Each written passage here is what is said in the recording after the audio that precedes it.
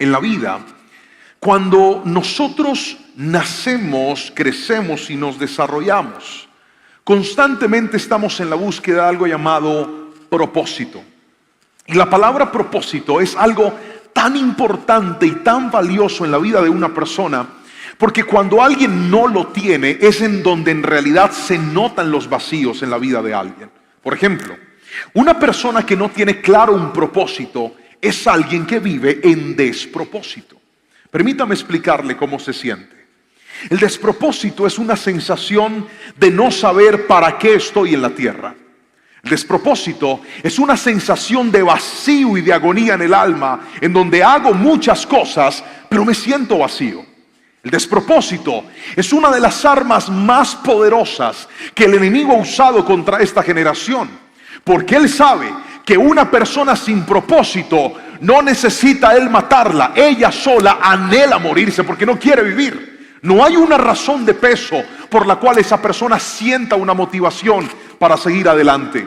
Y peor aún, si alguien sin propósito entra en medio de un fracaso, en medio de una ruptura o en medio de un momento difícil, siente que ya no hay nada por lo cual esa persona deba o quiera luchar. El despropósito es terrible. Y hoy quiero hablarte de eso.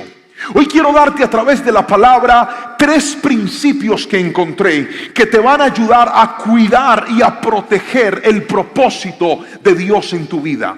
Pastor, es algo tan importante, pero ¿qué hacer con los que no conocemos nuestro propósito?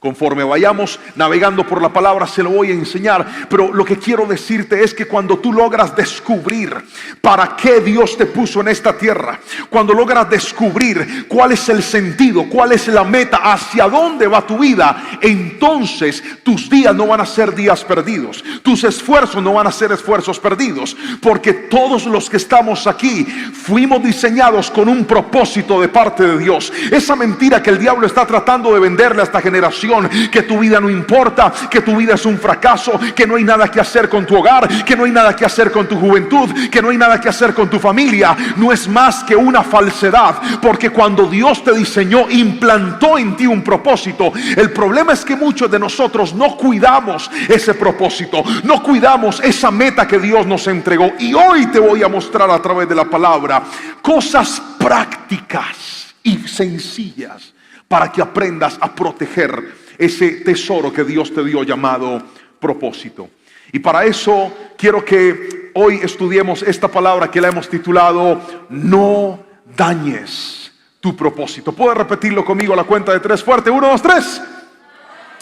No dañes tu propósito. Acompáñeme a la palabra del Señor a Mateo capítulo número 16, versículos 21 al 23, porque ahí está el eje estructural de esta palabra. Mateo capítulo 16, versículos 21 al 23, como siempre la Nueva Traducción Viviente dice así la palabra del Señor.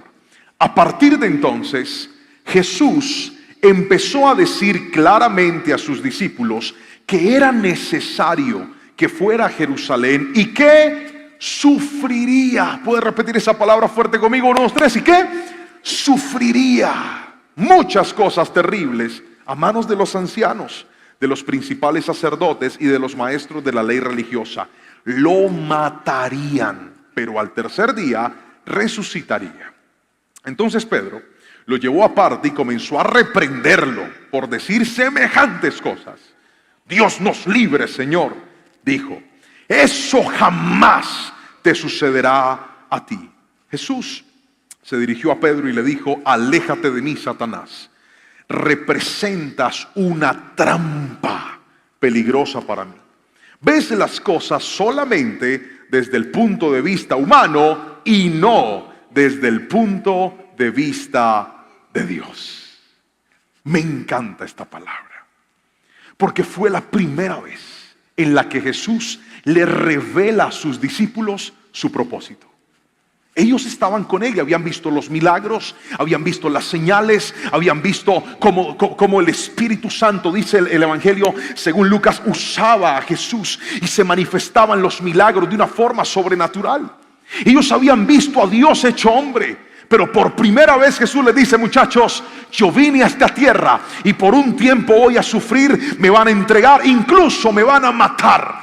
Cuando Pedro escucha eso, es movida su humanidad, se lleva a Jesús y le dice: ¿cómo es posible que eso te pase? De ninguna manera, mi Señor, tú no puedes morir. Y Jesús le dice: aléjate de mí, Satanás. ¡Qué cuadro! ¿Cómo vas a llamarle Satanás a tu discípulo? Ahora vamos a entender por qué todo esto está jugando en contra o a favor de muchas vidas de las que están en este lugar. Porque es a través de esta palabra en donde vamos a aprender cómo proteger o cómo descuidar el propósito que Dios nos entregó. Ahora, ¿de dónde viene nuestro propósito, pastor? Pues déjeme explicárselo. El propósito de una persona se empieza a construir con su relación con su Padre. ¿Puede repetir esa palabra conmigo, por favor? No dije madre, no dije abuelo, no dije abuela, dije Padre. El Padre en la Biblia representa un derrotero a seguir en la vida de una persona. El Padre representa una figura muy importante para determinar el propósito y el futuro de los hijos. Según la Biblia, en la boca del Padre reposaba la bendición de los hijos. Por eso tú ves en la palabra que para ellos era tan importante ir delante de su Padre y que su Padre declarara sobre ellos bendición y declarara un futuro. Es lo que hago con mis hijos. Yo bendigo a mis hijos y digo: Señor, declaro que les va a ir bien, declaro que van a casarse bien, que van a tener buenos hogares, buenas familias, que tú les vas a dar gracia, que tú les vas a dar sabiduría, porque yo sé que en mi boca como papá hay poder para darle un futuro a mi hijo. Ahora, yo no conté con esa misma respuesta, porque mi papá no le enseñaron eso en su casa. A mi papá le enseñaron que si no servía para el estudio, se tenía que ir a trabajar. Y fue un hombre muy seco, muy parco, muy inexpresivo. Pero mi papá no fue de esos hombres de decirme: vas a ser grande en la vida, vas a triunfar, yo voy a estar ahí para... No, mi papá simplemente trabajó y se esforzó, y con mucha dedicación, gracias a Dios, siempre puso el pan sobre la mesa. Pero nunca determinó algo profético para mí como hijo. Ahora yo estoy cambiando la historia con mis hijos, porque recibí en Dios el propósito de mi vida. Y ahí viene la reparación o la restitución de Dios. Y es que algunos dicen: pastor, ¿y qué hacer cuando mi padre no marcó ese futuro para mi vida? Porque el futuro el Padre lo marca a través de dos cosas: a través de sus palabras y a través de su ejemplo.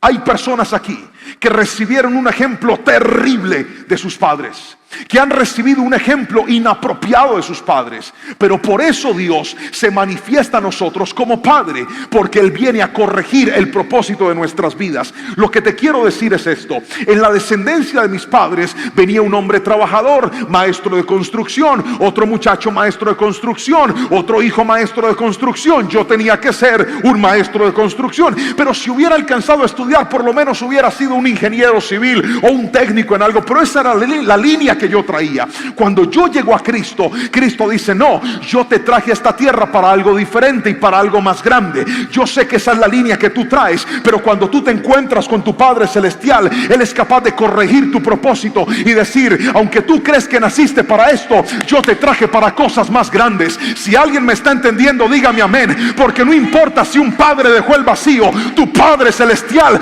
nunca te va a abandonar, y está hoy aquí diciéndote: tengo planes de bien para ti. Gríteme amén si me está entendiendo, por favor. Ese es el Padre Celestial.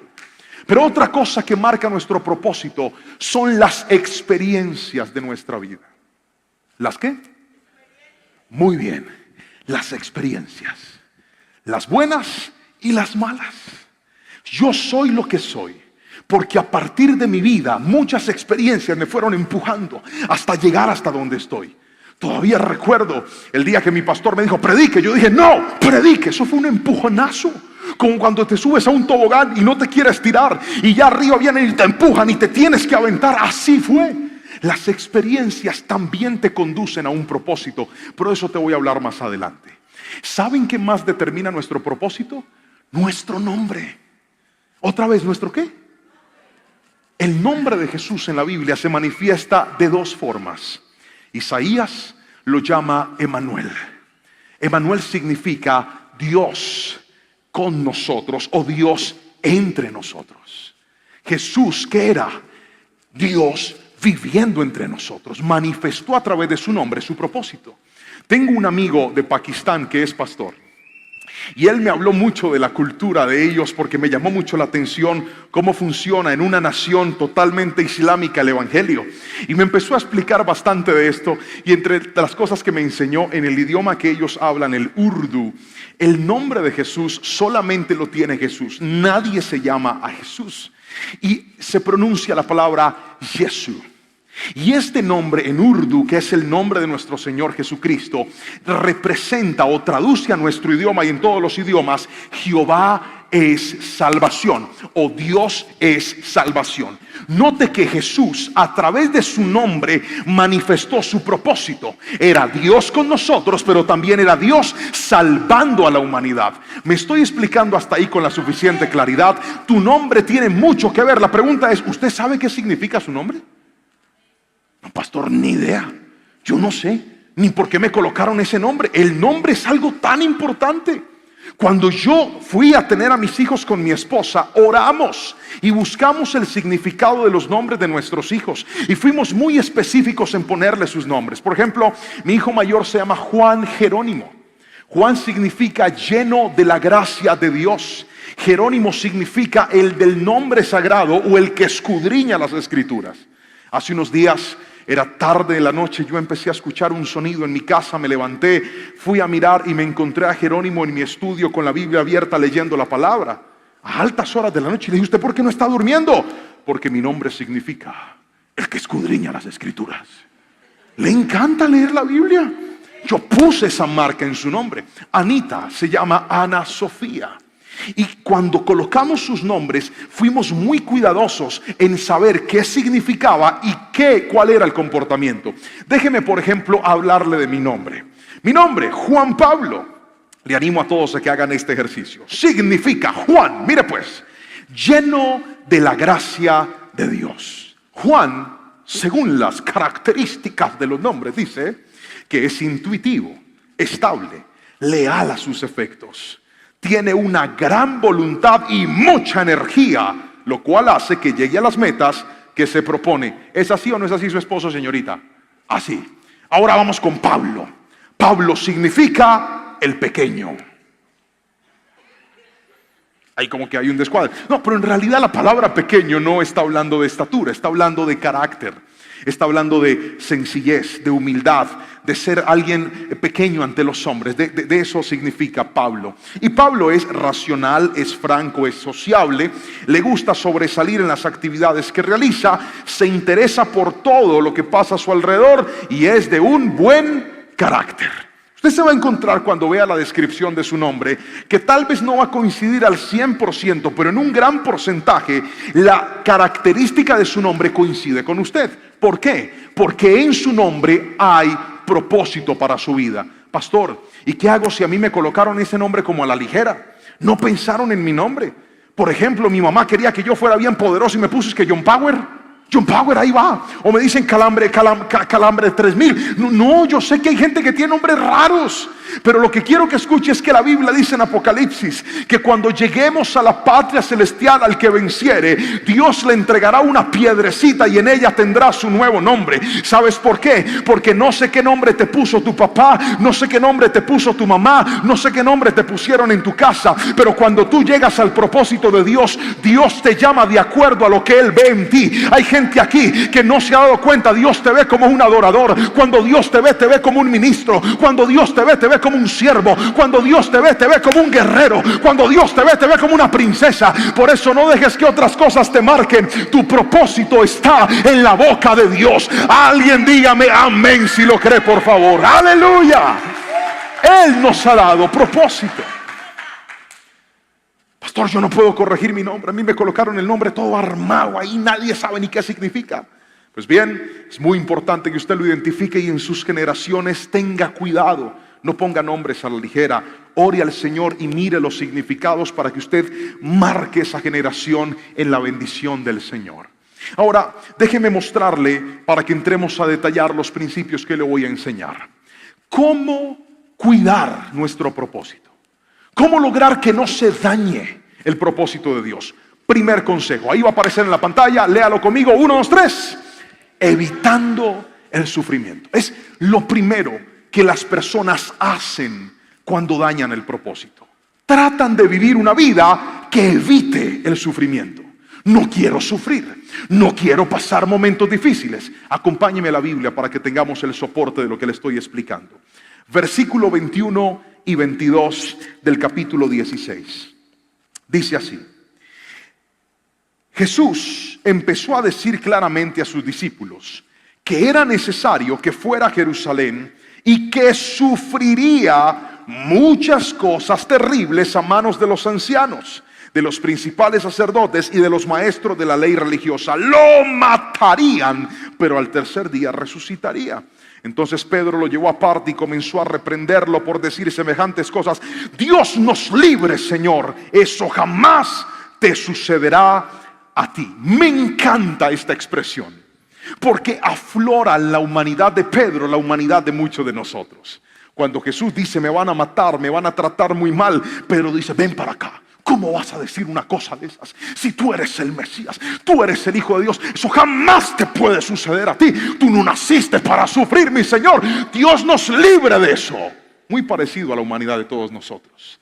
Hay mucha gente que ha arruinado el propósito de Dios en su vida porque creen que la vida correcta es la vida sin sufrimiento. Y hoy le voy a decir algo: el sufrimiento es parte de la vida. Alguien tiene que decirme amén si me está entendiendo. El sufrimiento es parte de la vida, no podemos evitarlo. Supongamos que usted se casa con el amor de su vida, un príncipe azul, o si no le gusta el azul, escarlata, tornasol, rojo, celeste, del color que quiera. Puede ser un ángel caído del cielo, la flor más hermosa del jardín. Eso suena feo, ¿no? La muchacha, la rosa más hermosa del jardín que Dios le dio. Puede ser la mujer de sus sueños, pero eso no significa que en su matrimonio no habrá sufrimiento. El sufrimiento es parte del propósito. Alguien tiene que decirme amén. Escuche esto. Hay un hombre en la Biblia llamado Jacob. ¿Puede repetir ese nombre fuerte a la cuenta de 1, 2, 3? Y Jacob es la mayor explicación bíblica de lo que hace un momento le acabo de enseñar.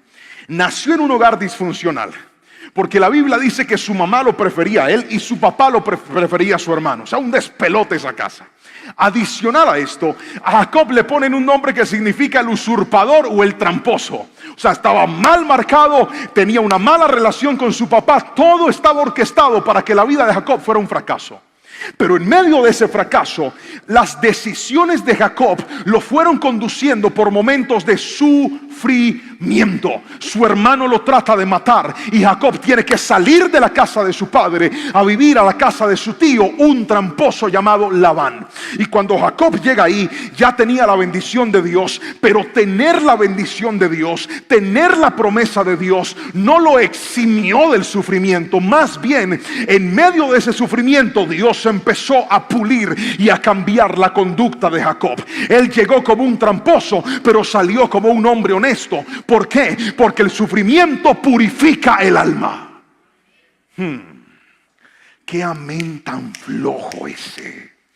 Dije, el sufrimiento purifica el alma. Hace unos días iba con mis hijos en el carro y entonces les estaba contando a ellos un poco de la historia de mi vida, porque Jerónimo tiene una costumbre, a ver si sus hijos pequeños también la tienen, y es que se amarra los zapatos, pero se los ahorca, se los aprieta así, hasta que las venas se le paralicen. Le gusta estar apretado, y en esas, apretándose uno de los zapatos, reventó uno de los ojales por donde entra el cordón. Entonces el zapato no le estaba ajustando y empezó a quejarse.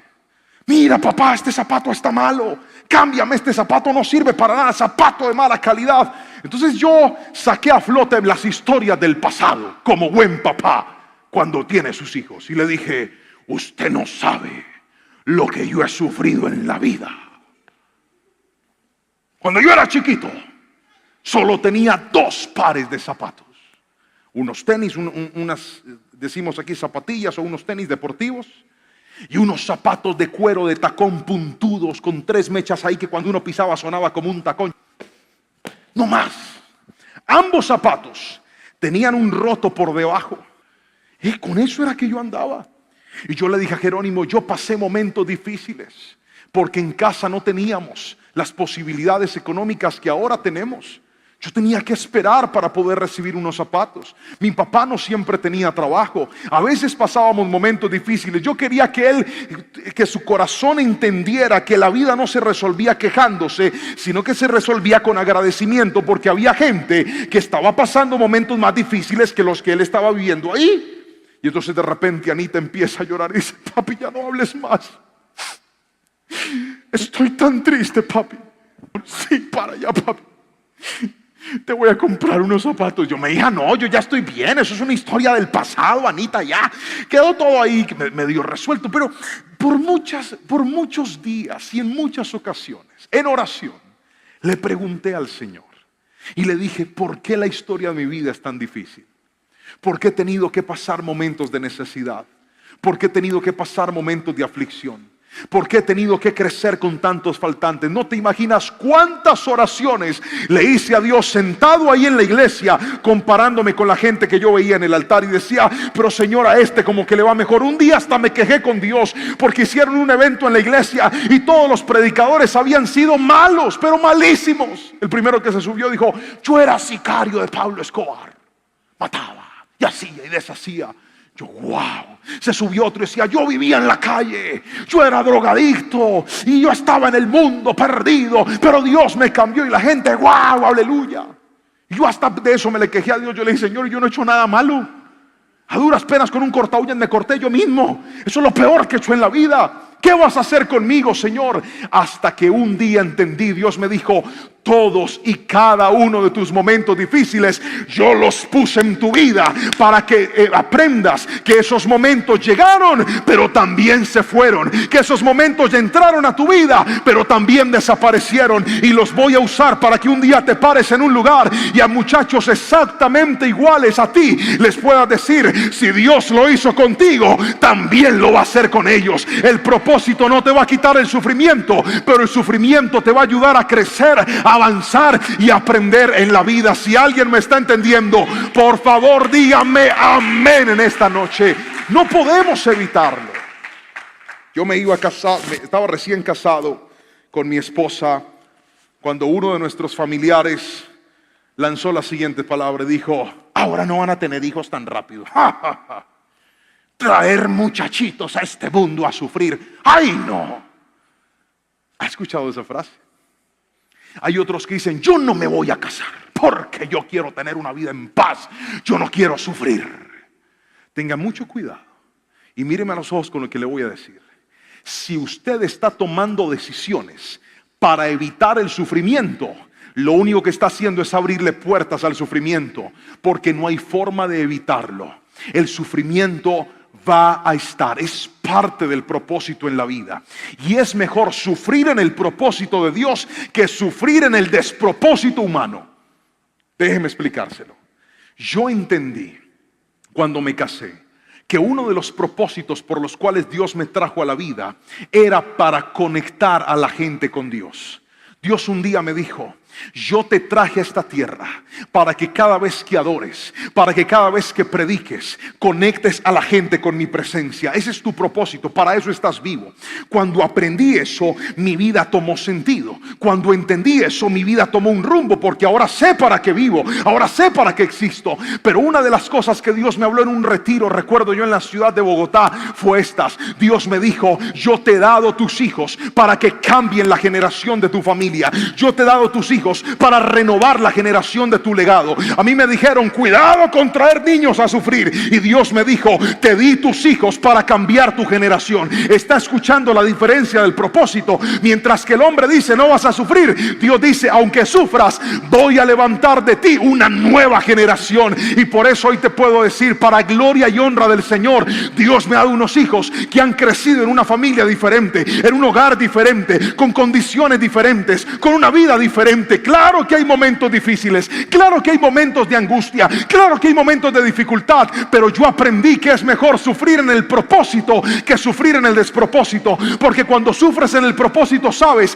que ese sufrimiento va a dar a luz un fruto de bendición. Pero cuando sufres en el despropósito, lo único que quieres es morirte, que no pase nada, que tu vida desaparezca. Hoy en el nombre de Jesús quiero tomar tu mente, tu corazón y conducirlo al propósito de Dios, porque ahí, aunque hayan momentos difíciles, vas a tener una vida de plenitud y una vida de bendición, porque Dios dijo, y sabemos que a los que aman a Dios, todas las cosas les ayudan para bien. Esto es, a los que conforme a su propósito han sido llamados. Alguien tiene que alabar al Señor y decirme amén en esta noche. Hay que sufrir, pero no es malo. Ahora, déjeme mostrarle el segundo punto de esta palabra, y es que la gente daña su propósito en segunda instancia cuando ven solo desde el punto de vista humano. ¿Puede leer eso fuerte? 1, 2, 3. Viendo solo desde el punto de vista humano. El versículo 23 es la respuesta de Jesús a Pedro cuando lo llevó aparte. Jesús le dice lo siguiente: aléjate de mí, Satanás. Representas una trampa peligrosa para mí. Ves las cosas solamente desde el punto de vista humano y no desde el punto de vista de Dios. Esto me encanta, porque si hay algo que puede arruinar tu propósito, es que te quedes solo con una versión de los hechos. Es que te quedes con una impresión de los hechos. Mírame a los ojos y escucha lo que te voy a explicar. Hay gente que se enamora y se enamoran solamente con el punto de vista humano. Entonces el muchacho o la muchacha va al gimnasio y de repente aparece el chino en el gimnasio, musculoso, acuerpado, tremendo. Póngale más a él. Levanta bastante peso. Es amable, es cordial, se le acerca y le dice: ¿cómo te queda de linda esa pinta? Y ella dice: ay, gracias. Y de repente al final le dice: ¿te provoca agüita? Y ella dice: gracias. Y le da agua y empiezan el cortejo y ella está emocionada. El chino se logra averiguar el teléfono de ella y la llama y le escribe y le dice: ¿cómo estás? Y ella dice: bien. Dice: solo quería escribirte para saber cómo está tu vida. Y ella dice: tan lindo, tan atento, pastor. Es una bendición del cielo. La niña se va para el trabajo y él le escribe a las 3 de la tarde y le dice: ¿ya almorzaste? Y ella responde: ayúdeme. ¿Cómo responde? ¿Cómo así? Que una princesa de Dios a esta hora no ha comido nada. Ya mismo resuelvo el problema. Se va en la moto, llega hasta el trabajo de la muchacha y se baja con 3 buñuelos y una avenita alpina con canela. Se la deja ahí y se va. Ni siquiera se la entrega, y eso más le toca el corazón a ella, porque ella dice: fue capaz de venir hasta acá y ni siquiera me vio, solo me trajo la comida. Está enamorada. El muchacho la está cautivando y ella fácilmente se confunde. Dice: he encontrado al amor de mi vida. Así era que yo lo necesitaba. Bueno, bonito, amable, buena gente. Recuerda lo que dijo Jesús. Muchachos, por favor, colóquenme en el versículo nuevamente ahí, el versículo 23, porque esto es bien importante. Versículo 23, vamos a leerlo, a ver si me lo ponen ahí. Dice: aléjate de mí, Satanás, representas una trampa. Míreme a los ojos. ¿Qué es una trampa? Una trampa es un sistema que parece inofensivo, pero no lo es. Una trampa es un sistema que funciona con algo atractivo. Te tengo el negocio de la vida. Sí, sí. Tú metes una plata, ajá, y esa plata te va a dar unos rendimientos altísimos. ¿En serio? ¿En serio? ¿Y qué más hay que hacer? Nada más, solo eso. Y ya, y ya. Y tú dejas tu platica ahí, y cuanto más metas, más te produce, ¿verdad? Y se van corriendo y dicen: Señor, he encontrado la bendición. Gracias, Padre Celestial. Esa vaina es una trampa. Usted va, le echa mano al queso, y cuando lo atrapa, la trampa lo sella a usted, y ahí quedó aprisionado. ¿Cuántas personas dañaron su propósito porque cayeron en la trampa del enemigo? ¿Cuál es la trampa? Vea, mire eso tan chévere que se ve. Nadie se va a dar cuenta. Hágale.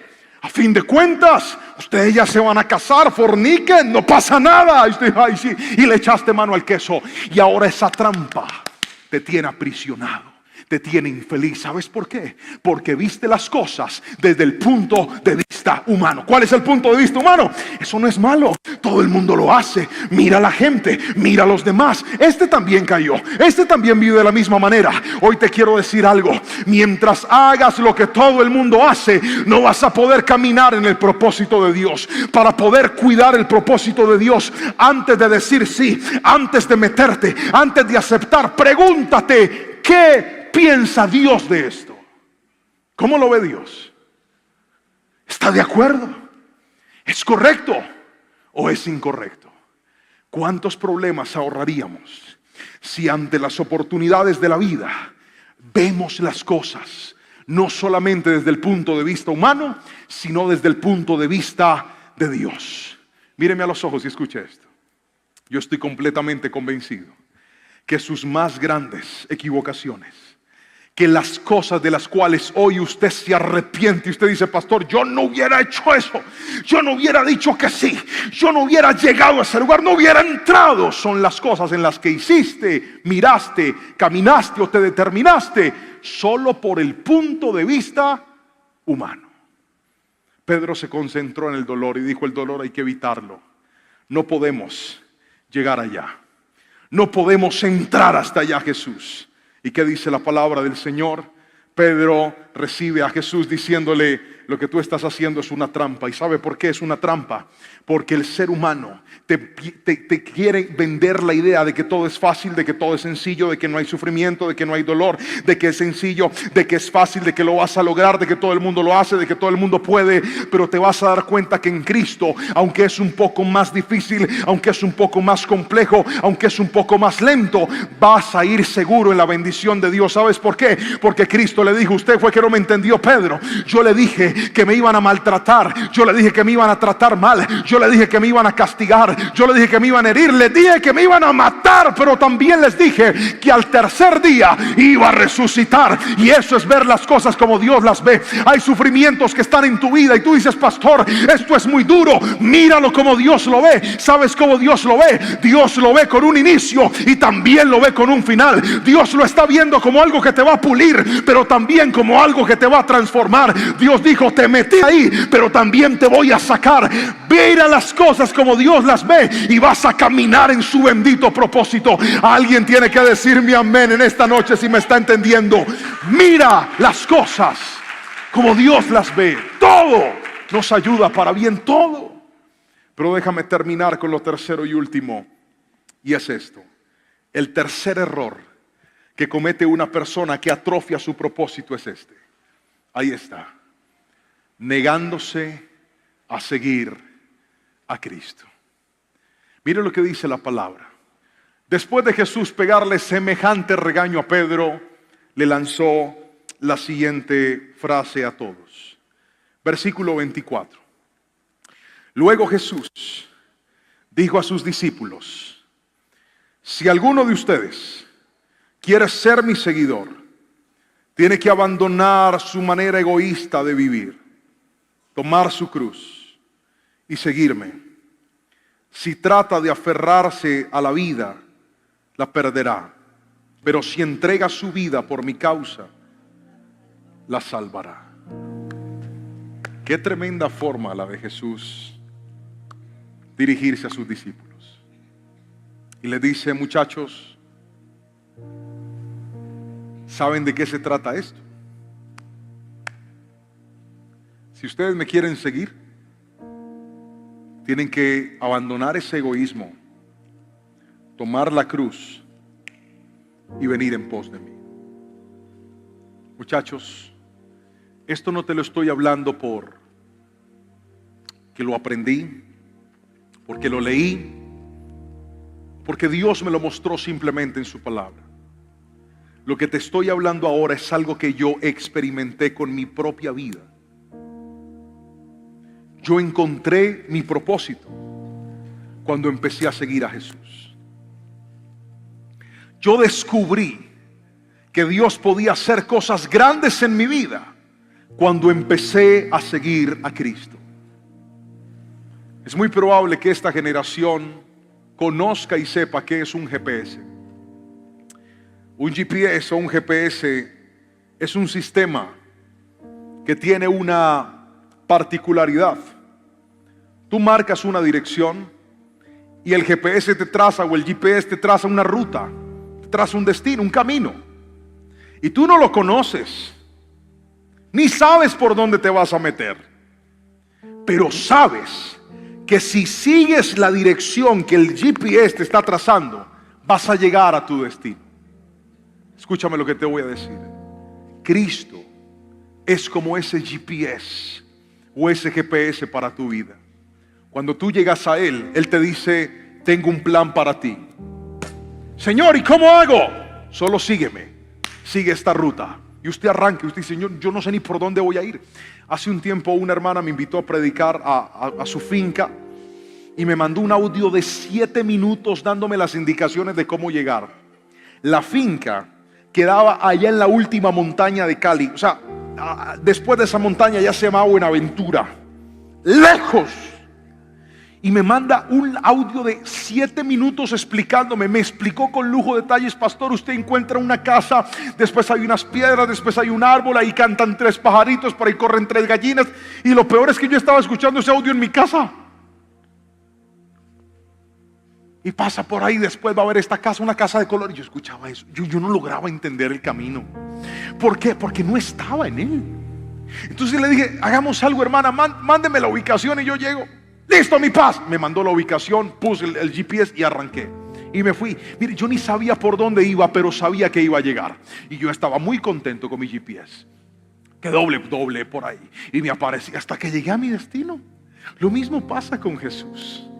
Cuando tú decides seguir a Cristo, Él te va a conducir por tu propósito. ¿No te has dado cuenta que desde que estás en Cristo hay cosas que has perdido y hay cosas que has ganado, pero todas te han llevado a un destino mejor? ¿No te has dado cuenta que cada vez que estás en Cristo tú llegas y dices: ¿qué es esto? Yo ni entiendo por dónde estoy. Señor, ¿y para qué me metiste aquí? Dios dice: todavía no lo vas a entender, pero luego te vas a dar cuenta por qué estás pasando por este dolor. Todavía no vas a comprender por qué perdiste eso, pero luego me lo vas a agradecer. Porque si no hubieras perdido eso, no te hubieras movido hacia este lugar. Quiero que escuches esto: seguir a Cristo no significa que no habrá sufrimiento. Seguir a Cristo significa que aunque haya dolor, Él no te va a soltar de su mano y te va a decir: es que yo te voy a conducir a algo mejor, mijo. Si no era con este dolor, no soltabas ese ídolo. Si no era con ese dolor, no terminabas esa relación. Si no era con ese dolor, no terminabas con esos malos hábitos. Pero no te preocupes, si tú me sigues a mí, te voy a llevar a algo mejor. Por eso Cristo le dijo: si alguien quiere ser mi discípulo, tiene que negarse a sí mismo, tiene que tomar su cruz y seguirme. ¿Y sabes qué pasó con los seguidores de Cristo? Todos llegaron al supremo llamamiento, a la gloria eterna, a la patria celestial. Dios va a hacer algo grande contigo en la tierra, pero si hay un propósito por el que vale la pena vivir, es por encontrarnos con Él cara a cara. Abandona lo que tengas que abandonar y vuelve a seguir a Cristo. Alguien dígame amén, por favor, en esta noche. Ese es el propósito de nuestra vida. Y de estas 3 cosas, ¿cuáles hemos dejado que interfieran en nuestro propósito? Hemos sido de esos que vivimos para evitar el sufrimiento, sin saber que Dios lo usa para cambiarnos y para transformarnos. Quiero una vida perfecta, sin dolor, Dios dice: no, al contrario, si es el dolor el que te va a ayudar. No lo evites. En lugar de evitarlo, busca la manera de no sacarme de tu vida, porque la palabra de Dios y su presencia son medicina en los momentos más difíciles de la vida. ¿Alguien me está escuchando aquí? Segundo, hemos visto las cosas solamente desde el punto de vista humano, o las hemos visto como Dios las ve. Hoy es una buena noche para decirle: Señor, a ver, yo estoy viendo esto bien feo, pero ¿cómo lo ves tú? Yo estoy viendo estas ruinas horribles, como esos constructores y esos arquitectos que llegan a un lote desbaratado y uno dice: no, eso hay que se va a hacer ese poco de basura, y el arquitecto dice: basura. Usted no está alcanzando a ver lo que yo puedo construir en este lugar. Lo mismo ve Dios cuando encuentra las ruinas de tu vida. Y Él dice, de ese sufrimiento que usted cree que no va a salir nada, usted no se imagina lo que yo voy a hacer con ese lote que quedó vacío. Usted no se imagina lo que yo voy a edificar con esas ruinas que usted cree que no sirven para nada. No miremos las cosas solamente como nuestra humanidad lo dicta. Miremos las cosas como Dios las ve. Y por último, ¿cuántos de nosotros, por salir corriendo detrás de nuestros sueños, dejamos de correr detrás de Cristo?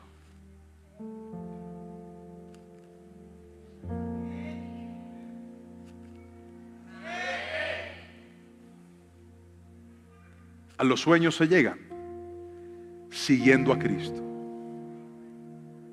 Por eso te desconectas, te sientes vacío.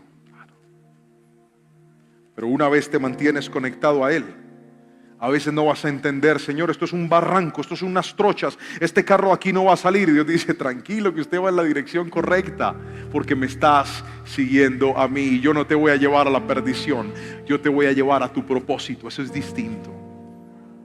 Todo aquel que en esta noche dice conmigo, pastor, yo necesito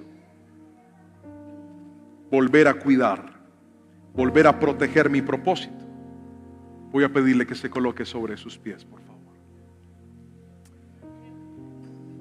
Todo aquel que dice, pastor, yo sé que se siente llegar a ese punto que hace un momentito describiste. Ese punto de sentir que tienes todo y a la vez no tienes nada.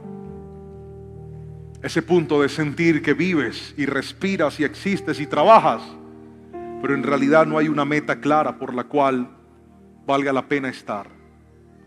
Yo quiero que este año que viene sea el año donde Dios te permita alcanzar tu propósito. ¿Alguien me escuchó aquí? Sea el año donde Dios te permita llegar a ese destino que Él trazó para ti. Cuando logras alcanzar esa meta, vas a ser verdaderamente feliz. Y quiero de manera muy especial que si hay alguien aquí, esta es una oración diferente. Y es la oración por aquellos que dicen, ¿sabe algo, pastor? Yo quisiera que la vida mía se recalcule. Quisiera que Dios corrija el GPS de mi vida y quiero volverlo a seguir. Y usted va a hacer un acto de fe. Todo el que necesite esa oración, quiero que venga aquí al altar. Que sea el altar en esta noche, que sea este lugar en esta noche el sitio donde Dios recalcule, redireccione y vuelva a marcar tu destino. Levanta tus manitos y cierra tus ojos. Señor, yo te doy gracias. Voy a pedirle a mis líderes que vengan acá, amor. Ven, vamos a orar. Quiero que empiecen a orar y a ministrar, por favor. Cada personita que ha llegado hasta este altar, levanten sus manitos, los que están aquí adelante. Quiero que le pidas al Señor con toda tu alma y dile, Señor, yo no puedo seguir así como un barco a la deriva. No puedo seguir así, Señor, sin saber hacia dónde voy a ir. Yo necesito que tú me lleves a ese destino. Yo necesito que tú me puedas conducir a ese punto de bendición. Vamos, levanta tus manitos, empecemos a orar, muchachos. Padre, en el nombre de Jesús, te lo ruego, recalcula, Señor, el destino de ellos. Que hoy, Señor, se pueda cumplir en ellos en el nombre de Jesús.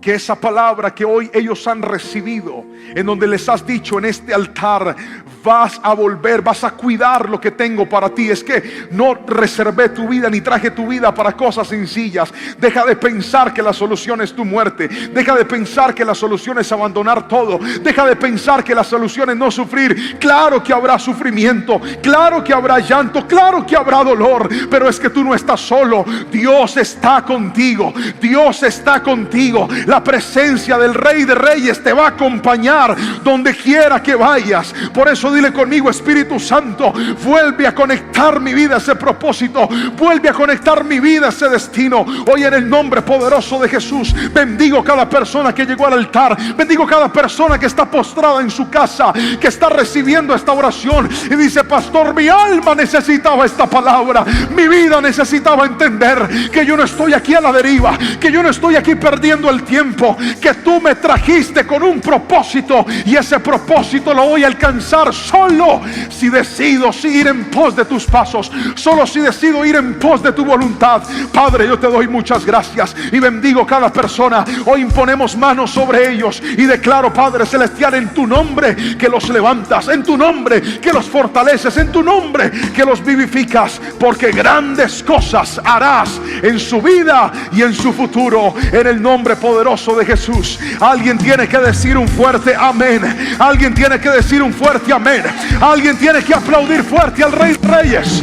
Vamos y dile: Señor, llénanos, llénanos, llénanos en el nombre de Jesús.